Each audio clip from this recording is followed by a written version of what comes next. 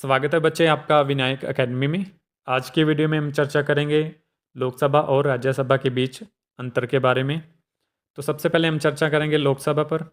लोकसभा को निम्न सदन, लोअर हाउस और जनता का सदन भी कहा जाता है। अगर इसके सदस्यों की बात करें तो अधिकतम यानी ज़्यादा से ज़्यादा 550 सदस्य हो सकते हैं, लेकिन वर्तमान में 2025 में इसके 543 सदस्य हैं और बाकी की जो सीट्स हैं वो खाली पड़ी हैं। और इसके जो चुनाव होते हैं वो प्रत्यक्ष चुनाव होते हैं, यानी कि डायरेक्ट जनता के द्वारा चुना जाता है। और इन सभी 543 या 550 सदस्यों में से एक सदस्य को स्पीकर बना दिया जाता है, अध्यक्ष बना दिया जाता है, जो लोकसभा का नेतृत्व करते हैं या अध्यक्षता करते हैं। लोकसभा को राष्ट्रपति द्वारा भंग किया जा सकता है। जी हाँ, अगर लोकसभा में किसी को पूर्ण बहुमत नहीं मिलता है तो उसे भंग भी किया जा सकता है, लेकिन राष्ट्रपति जी द्वारा।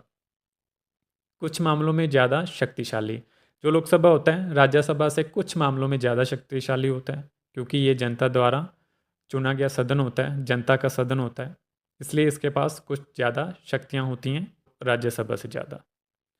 और इसका जो कार्यकाल होता है 5 वर्षों का होता है। अगर सब कुछ ठीक चलता रहे तो ये 5 साल तक कार्यकाल इसका चलता है, उसके बाद जो है नए चुनाव होते हैं। आगे हम चर्चा करेंगे राज्यसभा के बारे में। राज्यसभा को राज्यों का सदन, उच्च सदन या अपर हाउस भी कह दिया जाता है। और इसके सदस्य जो होते हैं ज़्यादा से ज़्यादा 250 हो सकते हैं, लेकिन वर्तमान में 245 हैं। बाकी की जो सीट्स हैं वो खाली पड़ी हैं। और इनके चुनाव की बात करें तो इनके चुनाव अप्रत्यक्ष चुनाव होते हैं।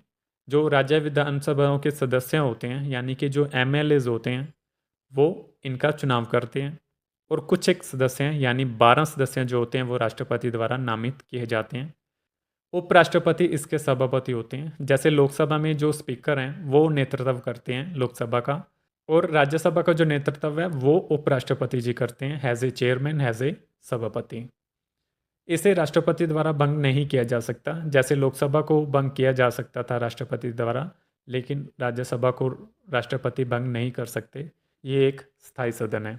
कुछ हद तक सीमित शक्तियाँ, जो राज्यसभा की शक्तियाँ वो कुछ हद तक सीमित होती हैं लोकसभा के मुकाबले में, क्योंकि जो राज्यसभा के सदस्य होते हैं वो डायरेक्ट नहीं चुने जाते, इनडायरेक्ट चुने जाते हैं। उसके बाद जो राज्यसभा है वो एक स्थायी सदन है। हर 2 साल में 1/3 पार्ट सदस्य जो है वो रिटायर हो जाते हैं और नयों का चुनाव कर लिया जाता है। राज्यसभा और लोकसभा पे हम एक सेपरेट वीडियोस बनाएंगे, जहां आप एक इन डिटेल और इन डेप्थ में आप जाके राज्यसभा और लोकसभा के बारे में जान सकेंगे। तो आगे आने वाली वीडियोस को भी आप ज़रूर देखिएगा। आज के लिए इतना ही। बहुत बहुत धन्यवाद।